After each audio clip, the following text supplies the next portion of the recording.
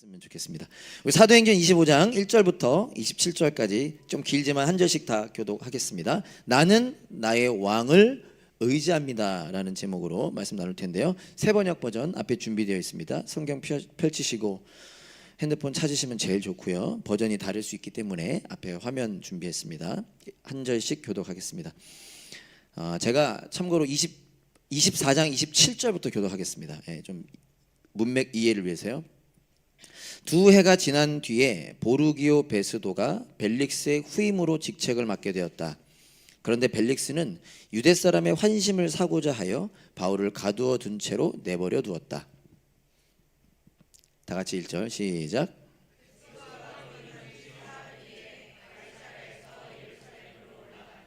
대제사장들과 유대 사람의 지도자들이 그에게 바울을 고발하였다. 그들은 그에게 줄곧 졸랐다.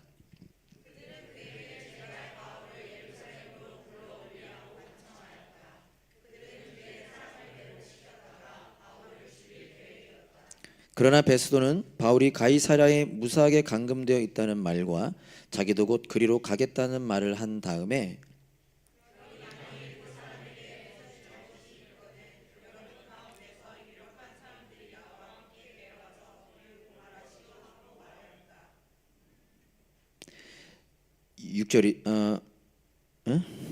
어떻게 되는 거죠? 6절 읽으면 되죠. 제가 베스도는 예루살렘에서 여드레인가 열흘인가를 지낸 뒤에 가이사랴로 내려가서 이튿날 재판석에 앉아 바울을 데려오라고 명령하였다.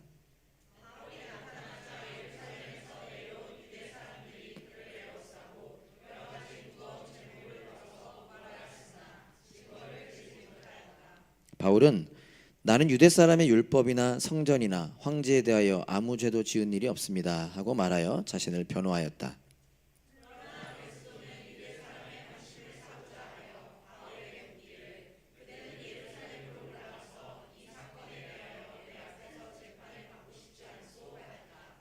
바울이 대답하였다. 나는 지금 황제의 법정에 서 있습니다.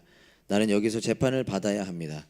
각하께서도 잘 아시는 대로 나는 유대 사람에게 조금도 잘못한 것이 없습니다.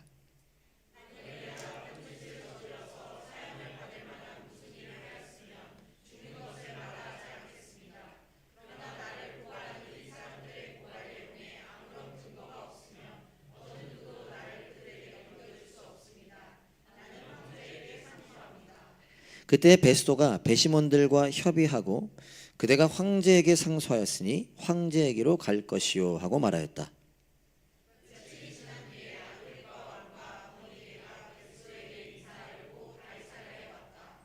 그들이 거기서 여러 날 지내는 동안에 베스도는 바울에 대한 고발 사건을 왕 앞에 내놓고 말하였다. 벨릭스가 가두어둔 사람이 하나 있는데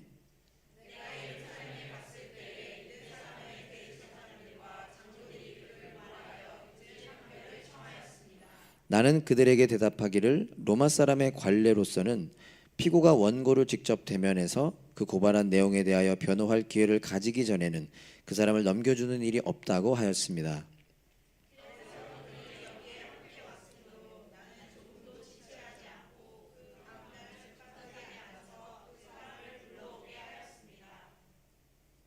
원고들이 일어나서 그를 고발할 죄목을 늘어놓았지만 내가 짐작한 그런 악한 일은 하나도 없었습니다.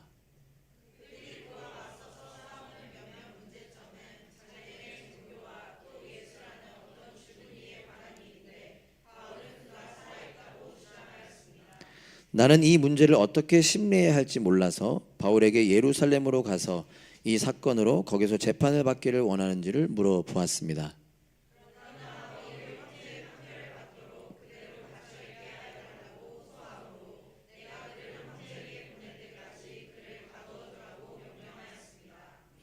아그리빠가 베스도에게 말하기를 나도 그 사람의 말을 직접 들어보고 싶습니다 하니 베스도가 내일 그의 말을 들어보십시오 하고 대답하였다.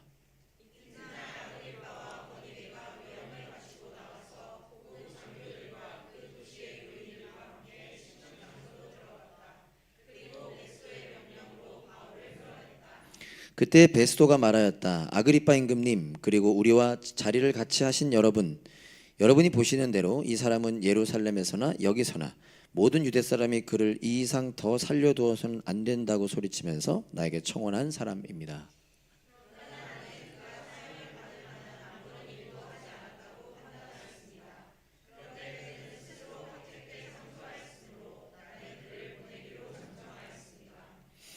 나는 그와 관계되어 있는 일을 황제께 써 올릴 만한 확실한 자료가 없으므로 여기서 그를 신문해서 내가 써 올릴 자료를 얻을까 하는 생각으로 그를 여러분 앞에, 특히 아그리빠 임금님 앞에 끌어다가 세웠습니다.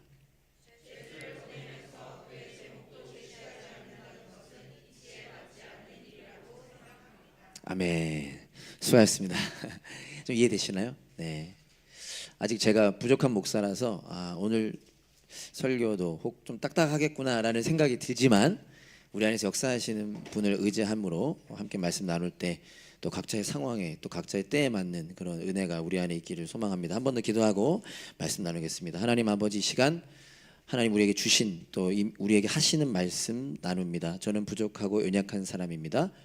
혹 실수함이 있다면 거두어 주시고, 그러나 우리의 바람, 우리의 간절한 소망은 우리 모두가 말씀을 경험하고 깨닫는 것입니다. 이것이 바울의 이야기가 아니라 우리 모두의 이야기가 될 수 있도록 하나님 오늘 이 시간도 우리 가운데서 일해 주세요. 감사합니다. 예수님 이름으로 기도합니다. 아멘. 우리 오늘도 한번 같이 고백해 봅시다. 더 깊이 복음 안으로, 더 멀리 세상 속으로. 각자의 삶에서 나의 사도행전을 쓰자. 없는데요. 하나 더 하겠습니다. 하나가 되게 해주신 것을 힘써 지키자. 아멘. 감사합니다. 자, 오늘 본문 앞절 24장 27절을 보면 바울이 감옥에 갇힌 지 2해가 지나는 시점입니다. 지난주 본문이 바울이 벨릭스라고 하는 로마 총독에게 재판을 받는 장면이었고요. 그리고 나서 2년이라는 시간이 훌쩍 지나갑니다. 감옥 안에서 그대로요. 죄가 없었는데도. 이 설교 시간이 우리 함께 말씀 읽으면서 묵상하니까 여러분, 바울의 마음이 어땠을까요? 죄가 없었는데 그걸 벨릭스도 알았는데 벨릭스가 유대인의 마음을 얻고 그들에게 눈치 보는 것 때문에 2년 동안 그대로 감옥에 있었습니다. 저는 피부로 와닿지는 않지만 죄송합니다. 계속 이 얘기밖에 할 게 없죠. 군대 갔을 때를 떠올렸습니다. 저는 이게 이제 피부로 느껴지지 않으니까요.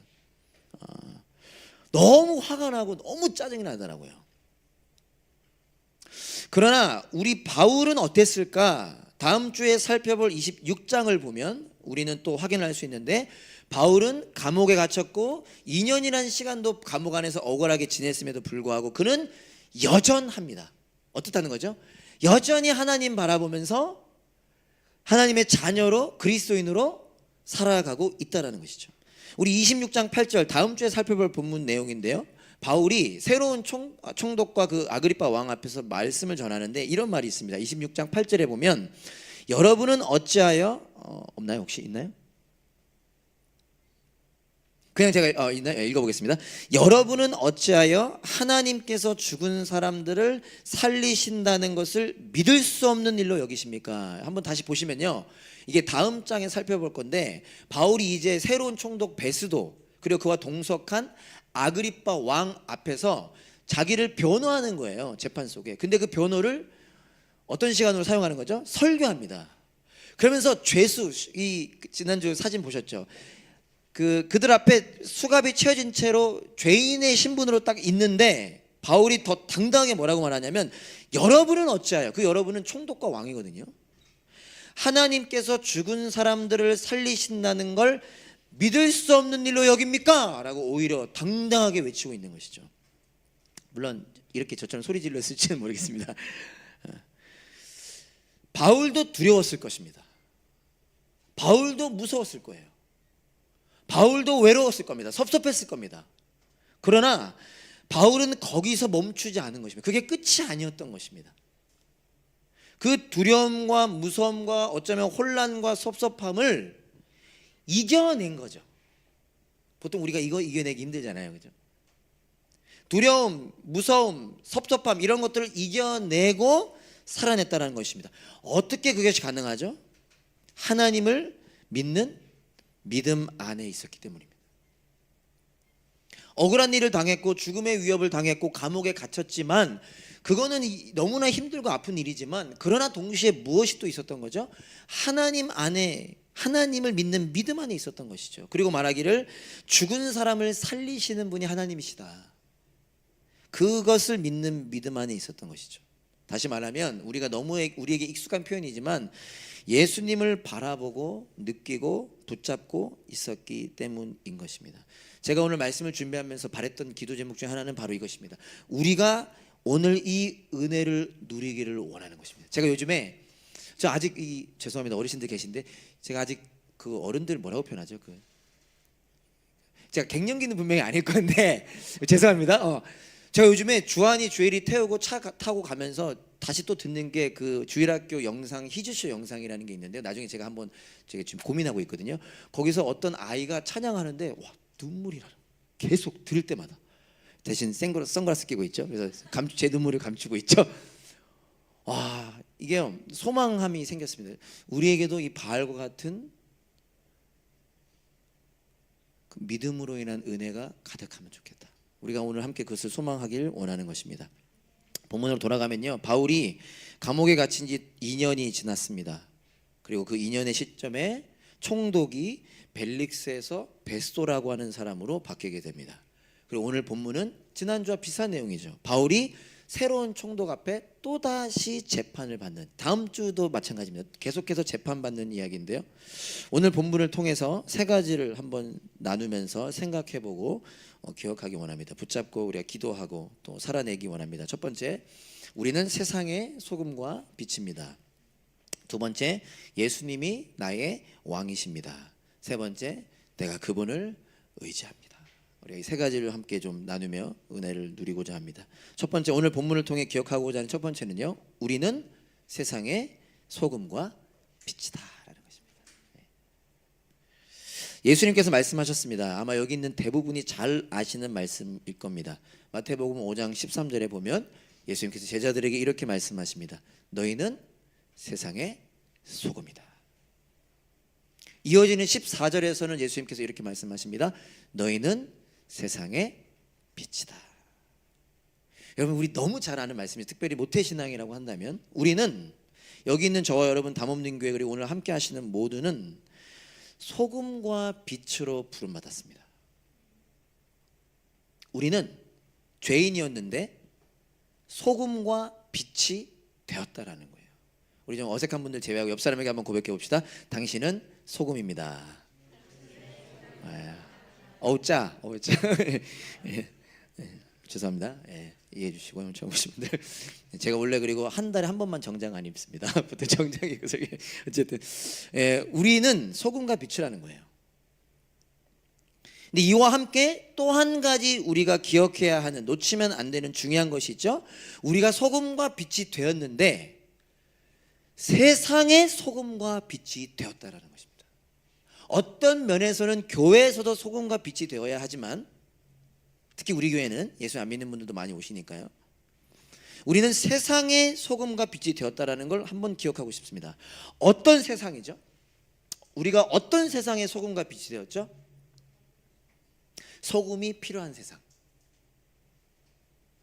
어둠이 필요한 세상에 소금과 빛이 되었다는 것. 다른 말로 하자면, 오늘 소금과 빛을 자세히 나누진 않겠습니다. 부패하고 어두운 세상, 동의하시나요? 빌립보서 2장 15절은 이 부패하고 어두운 세상과 그 세상의 사람들을 뭐라고 표현하냐면 이렇게 표현합니다. 구부러지고 뒤틀린 세대. 그 대상은 누구죠? 하나님을 말하는 거겠죠. 창조주 하나님에게 있어서 구부러지고 뒤틀린 세대. 우리에게 좀 더 익숙한 개역개정 같은 경우는 이렇게 표현합니다. 어그러지고 거스르는 세대. 우리가요, 이러한 세상에 살고 있다라는 걸 한 번 더 기억하고 싶습니다. 오늘 본문으로 돌아가서 지금 바울에게 일어나고 있는 일들을 조금만 자세히 한번 살펴보기 원합니다. 바울에게 어떤 일들이 일어나고 있죠? 우리 앞에 정의가 있는데 정의가 실현되지 않습니다. 바울은 잘못한 게 하나도 없어요. 정말 한 개도 없습니다. 근데 지금 사람들은 그를 죽이려고 하고 로마 황제에게도 그를 죽여야 한다라고 말합니다. 근데 그러기를 2년이 지났어요. 바울에겐 아무런 죄가 없었지만 그걸 알았던 벨릭스는 바울을 감옥에 그대로 둡니다. 자기의 유익 때문에요. 그렇게 2년이라는 시간이 됩니다. 여러분, 우리에게 이러한 일이 일주일만 있어서 여러분 견디지 않잖아요. 우리 요즘 세상 자기 권리가 침해되는 거 견디지 않잖아요. 내가 아르바이트 하는 곳에서 불의한 일이 일어난다 견디지 못하잖아요. 그러기를 2년이라는 시간이 지났습니다. 더 놀라운 것은요, 2년이 지났는데 유대인들은 어떻게 하고 있어요? 자기들 뭐 하는 거 없나 봐, 할 일 없나 봐, 여전히 바울을 죽이려고 합니다. 2년이 지났는데 여전히 까먹을 때 됐는데 총독이 벨릭스에서 베수도로 바뀌게 되죠. 역사를 보면 찾아보면요, 이 벨릭스에 비해서 베수도는 좀 더 괜찮은 사람이었어요. 역사적으로 보면 벨릭스는 정말 못된 사람이었어요. 그래가지고 잘렸습니다. 그리고 나서 이어서 후임 총독이 된 게 베수도라고 하는 사람인데 이름 좀 비슷하죠. 근데 이 사람은 역사적으로 보면 괜찮은 사람이에요. 근데 단명합니다. 이유는 모르겠어요. 보통 역사책에서는 그 흐름은 이 사람이 너무 열심히 일해서 빨리 죽었다라고 표현하는데 어쨌든 꽤 괜찮은 사람이긴 해요. 그러나 그런 베수도도 가만히 보면 무고한 바울을 생각해 주거나 위해 주지는 않습니다. 오늘 본문 9절에 보면 바울에게 죄가 없다는 것을 그도 알았죠. 그러나 유대 사람의 환심을 사기 위해서, 다시 말해 자기의 유익을 위해서 뭐라고 말하죠? 너 예루살렘에 가서 재판 받을래? 라고 물어봅니다. 유대인들의 요구사항이었잖아요. 거기 가다가 바울을 죽이려고 했습니다. 그걸 알았음에도 불구하고 베소가 바울에게 물어보는 겁니다. 가면 얘 죽을 텐데 너 예루살렘 갈래? 물어보는 거예요. 다시 재판이 열립니다. 그 재판에 누가 동참하죠? 아그리빠 왕과 버니게라고 하는 사람이 참석합니다. 나중에 여러분 시간 되시면 이 아그리빠 왕과 버니게도 한번 찾아보세요. 가관이에요. 진짜 너무 형편없는 사람들이야. 어쨌든 근데 이 아그리빠 왕이, 여기서 아그리빠 왕이 누구냐면 아그리빠 2세예요. 그럼 누구의 아들이겠어요? 아그리빠? 어려우세요? 아그리빠 2세예요. 그럼 누구의 아들이에요? 아그리빠 1세 아들입니다. 이 아그리빠 1세가 누구라 그랬죠? 지난주 혹시 기억나시나요? 아그리빠 1세가? 용기 있는 자 감사합니다. 그래도 이렇게 말할 수 있다는 게 얼마나 맞습니다. 네, 맞아요. 벨릭스 전 총독, 무슨 소린가 하는데 어쨌든 드루실라의 아빠죠. 근데 이 아그리빠 1세가 누구였냐면 예수님의 제자 중 한 명이었던 야고보라고 하는 사람을 죽인 사람이에요. 그리고 유대인들이 좋아하니까 베드로도 죽이려고 감옥에 가뒀던 사람입니다. 그리고 나서 어떤 일이 일어나냐면 본인이 막 세상에서 최고인 줄 알아, 막 사람들이 막 창성해져. 그때 천사가 내리쳐서 벌레에게 먹혀 죽는 사람이 아그리빠 1세입니다. 성경에 써 있는 거예요. 제 사도행전에 써 있습니다. 이 아그리빠 1세가 천사가 내리쳐서 벌레에게 먹혀 죽게 되는데, 그때의 아그리빠 1세의 모습을 성경은 뭐라고 묘사하냐면요, 사도행전 12장 21절에 보면 지정된 날에 이 헤롯이라고 써 있는 사람이 헤롯 아그리빠 1세거든요. 헤롯이 용포를 걸쳐 입고 왕좌에 자정하여 그들에게 연설하였다라고 묘사하고 있습니다. 이걸 누가가 일부러 기록하고 있어요. 재미있게도, 저만 재미있을 확률이 크죠. 그의 아들인 오늘 본문에 나오는 아그리빠 2세가 어떻게 묘사되고 있냐면, 오늘 본문 23절을 보면요, 이렇게 묘사합니다. 이튿날 아그리빠와, 이게 아그리빠 2세죠, 버니게가 위엄을 갖추고 나와서 자신의 아버지가 어떻게 죽었고 왜 죽었는지를 봤어요. 이 아들은, 아그리빠 2세는. 그게 드루실라랑 형제죠, 누이 관계죠. 그런데 자신의 아버지가 왜 죽었는지를 알면서도 자기의 아버지가 했던 것처럼, 아버지가 용포를 걸쳐 있고 자기가 최고인 것처럼 왕좌에 앉아서 연설했던 그 모습처럼 자기도 지금 위엄을 갖추고 나와서 아주 가장 좋은 옷을 입고 좋은 왕좌에 앉아 있었겠죠. 이 바울 앞에 선 것입니다. 앉아 있는 것입니다. 어떤 모습으로요? 자신이 가진 권력과 거기서 나오는 위협을 가지고 아무런 죄가 없는 바울을 신문하고 있는 것입니다. 제가 여러 가지 모습도 좀 나열했는데 무엇을 말하고 싶은 거냐면요, 이처럼 세상은 타락하고 사악하고 부정하다는 것입니다. 오해하지 마세요. 제가 뭐 이렇게 비관론자 그런 거 아닙니다. 오늘 이 본문을 주석했던 마틴 로이드 존스 목사님도 그런 말을 하시더라고요. 세상은 타락해서 사악하고 부정하다. 여러분, 그것이 세상이라는 걸 오늘 우리가 좀 기억하길 원하는 것입니다. 예수님을, 우리가 믿는 예수님을 십자가에 못 박았고 그분의 제자들, 그분의 교회를 배척하고 박해하는 것이 세상입니다. 지금 저와 여러분들이 살고 있는 세상 멜번은 살기 좋은 도시 1, 2위를 늘 다투는 아주 좋은 곳이죠. 그런 멜번에는 우리 예수 믿는 사람들을 향한 배척과 박해가 없을지도 모르겠어요. 저도 별로 경험해보지 않았습니다. 그러나 그런 이 멜번, 우리가 사는 세상도 이 세상이 가지고 있는 가치관과 그 흐름과 그 태도와 그 자세는 창조주이시고 구원자이신 예수님을 환영하지 않고 맞아들이지 않는, 아니 오히려 그분을 거부하고 배척하는 세상이라는 것을 우리는 반드시 인지해야 합니다. 그 가치관이요, 이 멜번 곳곳에 있어요. 멜번 학교 곳곳에 있습니다. 가장 대표되는 게 뭐죠? 우리가 잘 알면서도 말하기 어려운 돈이죠. 돈. 세상은 우리로 하여금, 우리가 살고 있는 이 멜번도 마찬가지죠. 돈이 예수님의 자리를 차지하도록 만드는 세상이 우리가 사는 세상이라는 것입니다. 우리가 오늘 이것을 기억하기 원하는 것입니다. 놀라운 것은 바울은 그런 세상을 어떻게 살아가냐? 묵묵히 그리고 다르게 살아가고 있다는 것입니다. 세상이 그렇다는 걸 우리가 기억하고 동시에 거기서 끝이 아니죠. 우리는 이렇게 도망가서 산속에 사는 사람들 아니잖아요. 우리는 그 세상을 살아가는데 바울은 어떻게 살았느냐? 다르게 묵묵히 살아갔다는 것입니다. 저는 이렇게 표현하고 싶습니다. 묵묵히 살았다는 건 그런 세상 속에서 남들은 다 그렇게 살지언정 하나님을 붙잡고 소망하고 의지하며 살아가는 거예요.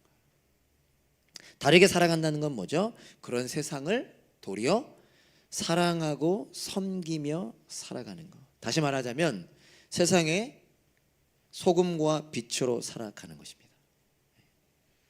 그냥 소금, 빛이 아니라 세상의 소금과 빛으로. 어떻게 가능한 것이죠? 예수님이 나의 왕이심을 고백할 때 가능한 것입니다. 그래서 오늘 본문 두 번째 우리가 기억하고 싶은 것은요, 예수님이 나의 왕이시다라는 것입니다. 오늘 본문에 이어지는 사도행전 26장, 다음 주에 살펴볼 본문은 바울이 그 베스도와 아그리빠 왕 앞에서 설교하는 장면입니다. 미안해, 혹시 지난주 그 그림이 지금 있을까요, 없을까요? 그게 괜찮습니다. 바울이 이런 말합니다. 설교하면서 이런 말합니다. 26장 8절에 보면요, 이제 다음 주에 살펴볼 텐데, 여러분은 어찌하여 하나님께서 죽은 사람들을 살리신다는 것을 믿을 수 없는 일로 여기십니까? 이렇게 말하고요. 26장 29절에 보면 뭐라고 말하냐면, 오늘 내 말을 듣고 있는 모든 사람이 이렇게 결박을 당한 것 외에는, 뭐죠? 바울이 지금 수갑이 채워져 있잖아요. 자기처럼 이렇게 자기가 이렇게 결박을 당한 것 외에는 꼭 나와 같이 되기를 하나님께 빕니다. 이렇게 얘기합니다. 여러분, 이 말씀이 여러분에게 어떻게 들리시나요? 바울이 여러분에게 말하는 거예요. 여러분은 하나님께서 죽은 사람들을 살리신다는 것을 믿으십니까? 묻고 있는 거예요. 그 다음 질문이 더 가관입니다. 바울이 수갑이 채워져 있어요. 그래서 여러분이 다 저처럼 되기를 원합니다. 여러분, 제가 여러분들한테 여러분 저처럼 되세요 하면 여러분 좋으세요? 그래도 고개를 끄덕여 주는 분이 있네요. 감사합니다. 바울이 지금 재판을 받고 있습니다. 죽음의 위협을 당하고 있습니다. 억울한 일을 당했습니다. 그러기를 2년이라는 시간이 지났어요. 그 마음이 어땠을까요? 근데 그런 바울이 설교하기를 뭐라고 설교하는 거예요? 여러분은 왜 하나님이 죽은 사람 살리신다는 것을 모르냐라는 거예요. 여러분들이 내가 수갑당한 이것 빼고 나처럼 되기를, 지금 죄수인데, 죄인인데, 여러분 어떻게 바울이 이런 설교를 할 수 있는 것입니까? 어떻게 이렇게 악한 세상을 소금과 빛으로 살아내고 있는 것입니까? 그것이 가능했던 이유는요, 바로 그 믿음, 하나님이, 자기가 믿는 하나님이 죽은 사람들을 살리신다는 그 믿음 안에 있었기 때문입니다. 하나님이 진짜인데 그 진짜가 다가 아니라 죽은 사람도 살리신다. 그분이 나의 인생을 책임지신다. 그 믿음 안에 있었기 때문입니다. 예수님 안에 있었던 거죠. 비록 다른 사람들은 이 유대 지방의 최고 권력자가 누굽니까? 그 총독과 아그리파 왕이잖아요. 그들이 왕이죠. 그러나 바울에게 있어서는 그들은 그냥 한낱 인간 죄인일 뿐이고, 바울에게 누가 왕인 거예요? 예수님이 왕이신 거죠. 온 우주 만물을 창조하시고 구원하신 그 예수님을 왕으로 고백하고 있었던 것입니다. 놀라운 것은 바울이 왕으로 고백하는 그 예수님은 바울이 세상의 소금과 빛으로 살아내기 전에 먼저 그렇게 살아내신 분이셨습니다. 물론 이 세상에는 유일하게 예수님만이 왕이시지만 그 다른 왕들과는 달랐습니다.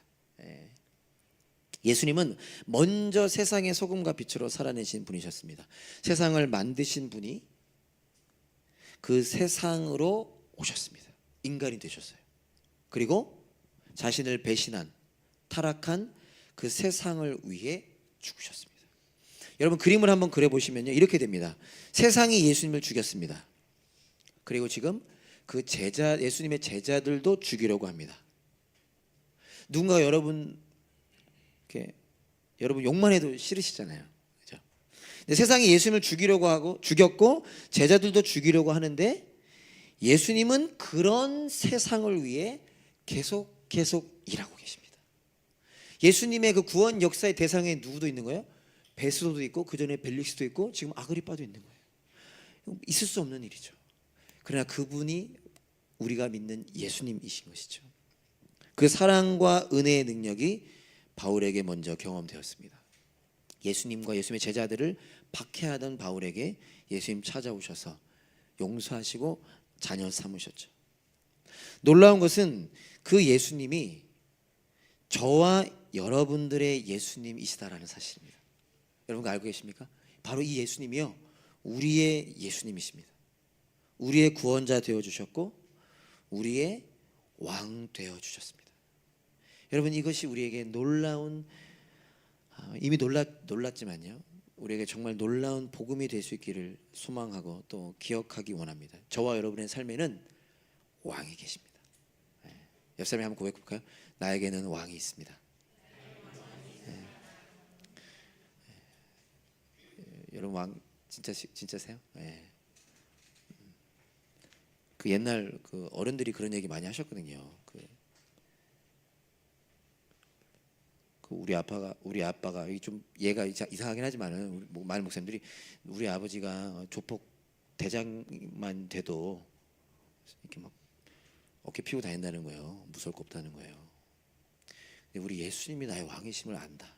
그럼 여러분 우리의 삶은 조금씩 혹은 확 분명 바뀌게 될 것입니다. 오늘 그 은혜를 우리가 기억해 주겠습니다. 본문을 통해 기억하고자 하는 마지막 세 번째는요, 내가 그분을 의지합니다입니다. 오늘 본문 11절을 보면요, 바울이 재판 중에 로마 황제에게 상소합니다. 제가 11절 한번 읽어볼게요. 만일 내가 나쁜 짓을 저질러서 사형을 받을 만한 무슨 일을 하였으면 죽는 것을 마다하지 않겠습니다. 그러나 나를 고발하는 이 사람들의 고발 내용에 아무런 근거가 없으면 어느 누구도 나를 그들에게 넘겨줄 수 없습니다. 나는 황제에게 상소합니다. 바울이 로마 황제 시저 가이사에게 상소하는 거예요. 바울이 이 말을 하게 된 이유가 아까도 제가 설명했지만, 베스도가 바울에게 물어보죠. 너 예루살렘 가서 재판받지 않을래? 근데 그 이유는 유대인들이 그걸 요청했죠. 그리고 베스도는 지금 부임한 지 며칠 되지 않았습니다. 그리고 가장 관계를 잘 맺어야 되는 게 유대의 지도자들이잖아요. 그러니까 그들이 대놓고 첫 번째 한 요구가 바울 좀 예루살렘 오게 해주십시오라는 거였고, 그래도 괜찮았던 건 베스도가 일단 거절하죠. 그리고 너희들이 뭐 있으면 가이사랴 와. 근데 재판이 열렸을 때 바울에게 물어보는 거예요. 너 예루살렘으로 갈래? 근데 여러분 이게 여러분 어떻게 읽으셨을지 모르겠는데, 그냥 제가 여러분들에게 뭐 부탁하는 것처럼 물어보는 것처럼 혹시 신캠프 가지 않으실래요? 이게 아니에요. 지금 이게 예스 노를 묻는 게 아닙니다. 지금 누구죠? 총독이에요. 베스도 총독이 바울 나랑 같이 예루살렘 가지 않을래? 이건 예루살렘 가, 이 뜻이에요. 명령입니다. 너 할 수 있는 게 아니에요. 그럼 가면 어떻게 되는 거예요? 바울은 죽임 당하는 거예요. 그런 바울이 예루살렘으로 가지 않을 수 있는, 그 길을 피할 수 있는 유일한 방법이 뭐냐? 황제에게 상소하는 거예요.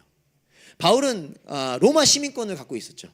계속해서 자기를 블레임하고 자기를 죽이려고 하는 상황에서 유일하게 피할 수 있는 길이 뭐냐면 로마 사람으로서 로마 황제에게 상소하는 겁니다. 그럼 무조건 로마로 가야 되는 거예요. 물론 역사를 보면 이렇게 상소했을 때 황제가 직접 재판하는 경우는 거의 없었다고 해요. 그러나 일단 그 황제라고 하는 그 이름이 그를 지켜주는 거죠. 지혜로운 선택이었던 겁니다. 바울이 자기를 죽음을 피할 수 있는 유일한 선택이었던 거죠. 그런데 오늘 저는 뭘 기억하길 원하냐? 이것이 단순히 지혜로운 선택이 다가 아니었다는 것입니다. 바울의 이 결정은 제가 황제에게 상소합니다. 그래서 이제 로마로 가게 되잖아요. 바울의 이 결정, 이 요구는 자기 자신을 예수님의 말씀에 맡긴 결정이었습니다. 와, 지혜롭구나. 하나님 저에게도 지혜를 주세요. 저도 이 땅을 살아갈 때 지혜가 필요합니다. 그 정도가 다가 아니라 예수님의 말씀, 예수님의 약속에 자신을 맡겼다는 겁니다. 무슨 얘기냐? 사도행전 23장 11절에 보면 어느 날 예수님께서 바울에게 나타나셔서 그 바울이 두려움 속에 있었겠죠. 이렇게 말씀하셨던 적이 있습니다. 사도행전 23장 11절에 보면 그날 밤에 바울이 막 두려워할 때 주님께서 바울 곁에 서서 말씀하셨다. 용기를 내어라. 그날 뭐라고 말씀하셨죠? 내가 예루살렘에서 나의 일을 증언한 것과 같이 어디에서도 증언하여야 하리라? 로마에서도 증언하여라. 바울은 알았어요. 물론 그 전부터 바울은 로마를 가고 싶은 마음을 내비쳤는데 예수님께서 나타나셔서 너 로마로 갈 거야. 내가 너를 로마로 인도할 거다. 거기서도 너는 나에 대해서 나의 복음을 전해야 한다. 바울이 이 얘기를 듣고요. 그는 계속 마음속에 그것을 간직하고 있었습니다. 그러니까 단순히 죽을 위기를 넘어가고자 하는 지혜로운 생각, 지혜로운 선택이 아니라 그것도 맞지만 바울은 자신에게 하신 예수님의 이 말씀을 기억하고 있었고 그 예수님의 일, 예수님께서 나를 통해서 로마에서 복음을 전하려고 하시는구나. 그 일을 꿈꾸며 내린 결정이었다는 거예요.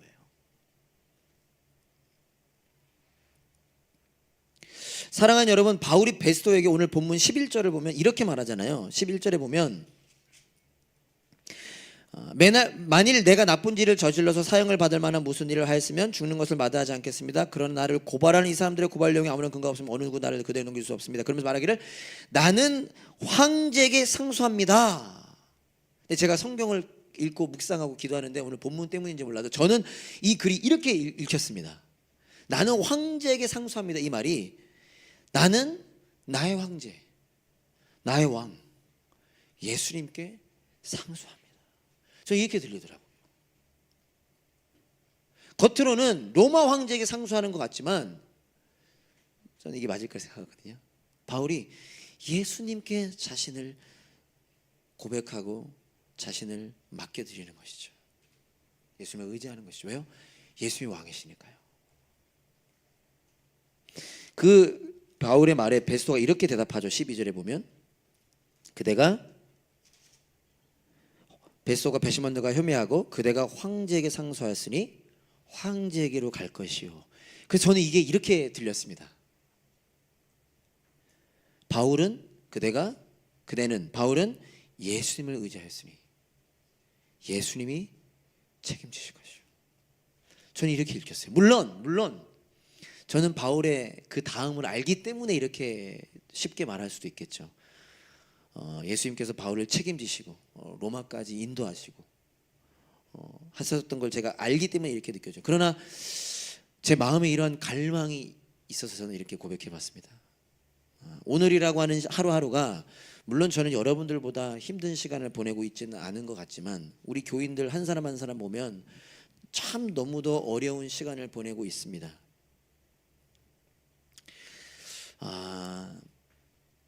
그러나 그 어려움은 여전하지만 때로는 이해도 못하겠고 너무나 혼란스럽고 너무 힘들다. 그러나 지난 시간들을 돌아보면 우리는 이렇게 고백하게 되죠. 여러분들도 아마 경험해 보셨을 겁니다. 그런데 주님께서 나를 그 시간에 그렇게 나를 이끄셨었지. 나로 하여금 그 어려운 시간을 버티게 하셨었지. 나로 하여금 그 시간들을 통과하게 하셨었지. 나를 오늘의 이 시간 나를 오늘의 나로 나를 이렇게 인도하셨지 라는 경험들이 여러분들에게 있었을 것입니다. 그 경험들을 생각하면서 여러분들과 함께 이렇게 고백하고 싶었습니다. 나는 나의 왕 나의 예수님께 상수합니다. 내가 예수님을 의지하니 예수님께서 나를 책임지실 것입니다. 그렇게 고백하는 우리 한 주 그리고 남은 한 해가 되면 좋겠다는 마음이 들었습니다. 사랑하는 여러분, 예수님께서 우리의 왕이십니다. 그 모태신앙들이 어렸을 때 주일학교 때 왕 나는 왕자 그거 찬양 끝나버려. 그때는 진짜 지가 왕자인 줄 알아. 우리 애들도 자기 왕자. 그리고 쟤는 공주래. 정체성이 확실해. 서리는 공주래. 자기는 왕자고 확실해요. 그냥 크면서 다 까먹어. 그냥 그때 그러려니 그냥 그죠. 여러분, 예수님이 우리의 왕이십니다. 그러니까 잘하자 그 뜻이 아니라 그분이 우리의 왕이시라는 걸 기억하자는 거죠. 그 왕께서 우리를 어제도 인도하셨고 오늘도 인도하시며 내일도 인도하실 것입니다. 그 예수님을 의지하는 저와 여러분 될 수 있기를 간절히 소망합니다. 우리 다 같이 일어나서 함께 찬양하십시다.